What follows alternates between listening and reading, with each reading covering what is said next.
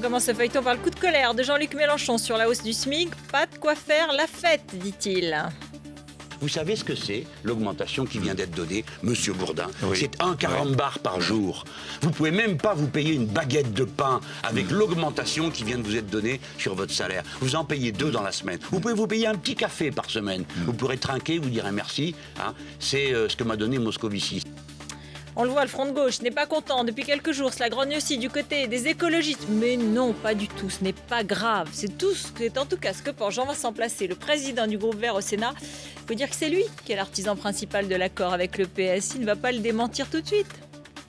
Si vous voulez absolument qu'on parle de bisbilles qui, à mon avis, sont très secondaires. C'est secondaire. Dans la mise en place, vous savez, Madame Clark, des équipes au gouvernement, au Sénat, à l'Assemblée nationale, dans les régions, dans les villes, à chaque fois, il y a des discussions de ce type-là. On a trouvé un accord hier autour d'un poste très important, la Commission des affaires européennes, qu'on va d'ailleurs déclarer comme permanente. Mais le problème n'est pas de savoir si ça nous va ou si on n'est pas content ou pas. Nous sommes en soutien à François Hollande et à Jean-Marc Ayrault.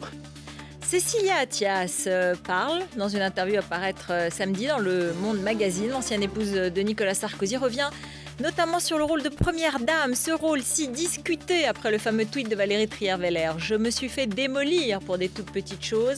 La première dame, c'est un rôle ambigu, il faut savoir raison garder. Lorsque l'on est dans cette position, soit on prend le tout, soit on ne prend pas. Elle ne juge donc pas. Elle revient également sur ses années auprès de Nicolas Sarkozy. Ce n'est pas moi qui avais de l'ambition, je ne voulais ni me présenter aux européennes ni aux régionales, c'est Nicolas qui me poussait, dit-elle. Une autre histoire de famille, celle de la famille Hollande, et cette fois, selon Le Point, Thomas Hollande, le fils du président, a déjeuné mardi dernier avec l'humoriste Gérald Dahan. Quoi de plus naturel, puisqu'il a souvent assisté au meeting du candidat socialiste. Mais pour Nadine Morano, c'est la preuve que le canular téléphonique dont elle était victime était une pure manœuvre politique et elle porte plainte contre l'humoriste. Suite et fin du gag Paris-Rio. Ce matin, le chef du service de protection des hautes personnalités a mis les points sur les i dans le Figaro.